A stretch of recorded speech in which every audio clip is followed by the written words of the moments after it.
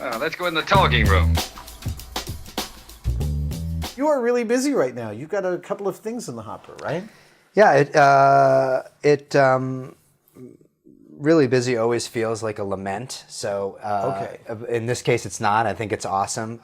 The big shift has been entering back into the episodic television world with The Leftovers. So we've been writing since the beginning of October.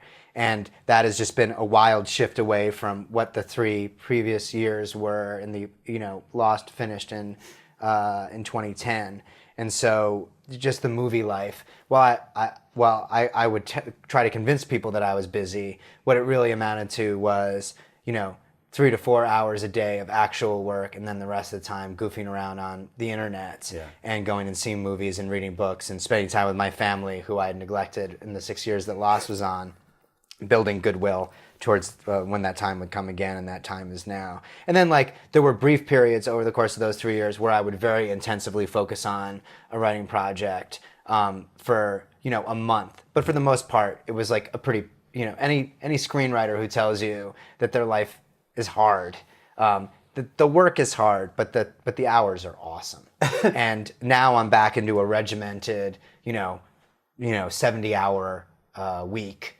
Just basically focused on The Leftovers. And then in addition to that, Tomorrowland, which Brad Bird is directing. You were co-writer of Tomorrowland and one of the producers. Yes, correct. Yeah. Okay. Mm-hmm. Yeah. And so those are two very different hats. They are. And you've bounced back and forth between them a whole bunch. Is there one that you prefer? Do you like the oscillation? I think the great thing about Tomorrowland is Brad Bird is really the showrunner. Once we went into production, it's just Brad's vision. And so there's as huge of a control freak as I am, when you work with somebody like Brad or J.J. Abrams, you can just kind of step back and say hey, I'm here if there's anything you need me to do. I'm going to be watching the dailies and sending you emails about how incredibly talented you are. But at that point, what am I going to tell Brad Bird about how to do his job? But does that happen? Does he call up and say, I've run into a block here with something that doesn't make sense, and can we fix it? Yeah, infrequently. I think more likely it's there'll be an issue, we get behind,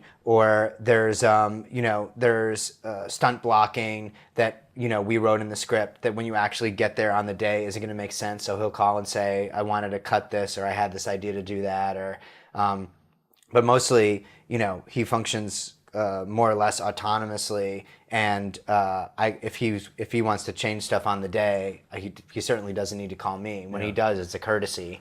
We live in a culture where people walk out of a movie and immediately start discussing its primary themes and the places that the script went wrong, but you frequently get to sit in the room and discuss. I get to write the scripts those that go big wrong. Themes. Yes. Those and specifically, there are times when you're collaborating, but also when you're coming in to fix something, coming in to adjust something. And I'm kind of fascinated by stepping into World War Z. Mm-hmm. I wanted to talk about that. They'd already shot a whole movie. Yes. And then they called you, and you've got to come into a room where everyone's been eating, sleeping, and breathing this thing for years. Right. And they say, please tell us how to tear this apart and put it back together? My agent called me and essentially said, do you want to meet with Brad Pitt? And that was the opening salvo. And I was like... The answer to that question is always yes. It's always going to be yes, absolutely. Even if it's just to be beat up by him. Yeah, exactly. I will do that. And so I said, yes, I would love to meet with him. Do you know what it's about? And my agent said, I think it's about World War Z, but I'm unclear on that. And they're, of course, trying to keep wraps on any kind I went to Brad's house and met with him in his office with his producing partners. And essentially what they said was, we finished this movie, we've been editing it for a couple months now, and the ending isn't working. And we would love for you to take a look at it and help us out. And they have a clear idea about why they think the ending doesn't work. Yes, but they didn't share that with me at the time. When I've done this job before on other movies, it's you need this scene, or you need to shoot a couple scenes, so it's like a day or two of principal photography. So I thought that's what was going to be one of those, because the reason that I get that call is because I've done this a couple of times, and Prometheus was not a case of that. That was, I came in at the scripting phase. Do you read the script first, or do you watch their cut first? They didn't want me to. They didn't want me to read any of the materials. I told them that I had read the book and what I liked about the book. And but other than that, they were just, and it was odd because normally you have this meeting after you've seen the movie, and so you say like, well, here's what I do. It's an interview. Like they're not saying, Damon, help us. We need you. They're saying they want to find out they're interviewing a number of different writers and soliciting their takes. And the take that they like the most, they'll hire that person. That's usually how it works. This was a little bit different, and I don't know if they talked to anybody else prior to me, but they were like, we don't want you to read anything. We want you to watch the movie. And then tell us what you think. And so I went and I saw the movie, and I only saw 72 minutes of the movie. So it's roughly an hour and 10 minutes, and the movie ended very abruptly. And so they were like, so what'd you think? And I said, where's the rest of the movie? Like, I kind of, they're like, well, we don't want you to see all that other stuff. If the movie just ended here, what would you do from here?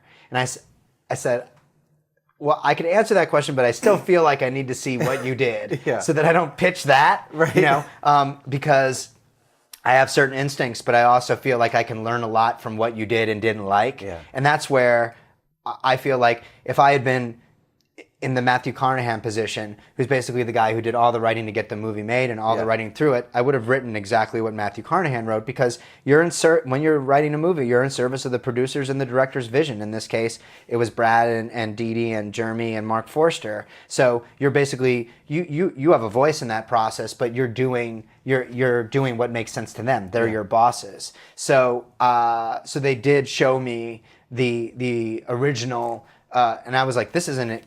Just by virtue of the fact that they only showed me 72 minutes, I knew immediately this was not the job that I had done before, where you say, move this scene, move that scene, and you need to reshoot 2 new scenes. This is a big fix. So they showed me what they had shot, and thus began, what ended up being a 1-month process for me. I am also interested in how it was sitting down and working out Prometheus with Ridley Scott. Yes. I mean, sitting across the room from this guy, that has to be...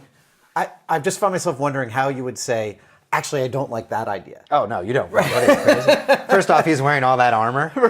Which is, he takes the Sir thing very seriously. It's intimidating. But he's looking to you for ideas and for to take things and run with them. And... Sure. I don't get to be the fanboy, version of myself sitting in the movie theater going like this. I can't be that guy in that room, or I will be fired and replaced.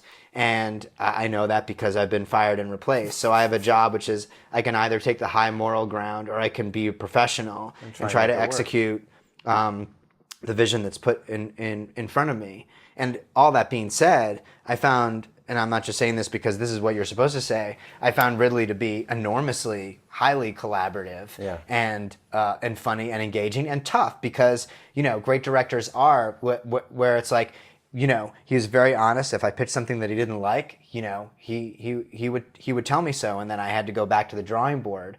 I mean, I found myself wondering if, like, you've been a fan of his for so long. Yes. And he sits down and he has an insight, and you're like, oh, okay, now I get why you're Ridley Scott. Basically, like, we've been working together for about a week, and then we were, like, eating lunch, and he started talking about Blade Runner. And I was like, okay, well, this is you happening. Opened the door. Let's talk about Blade Runner. And I just said to him, Ridley, before I even dive in on this, I have to tell you what my experience was watching Blade Runner, and what a master. And as soon as I said the word masterpiece, he just sort of waved me off and was like, just shut the f*** up. I don't, he got really uncomfortable and embarrassed and sweet, and like I could tell like he didn't want me to.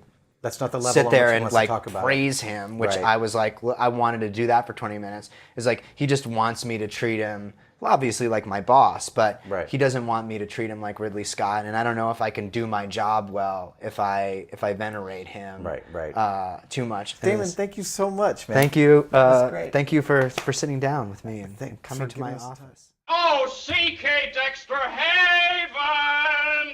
Hey guys, thanks for watching The Talking Room with Adam Savage and Damon Lindeloff. In order to watch the entire hour-long interview, head on over and see our friends at Tested.com.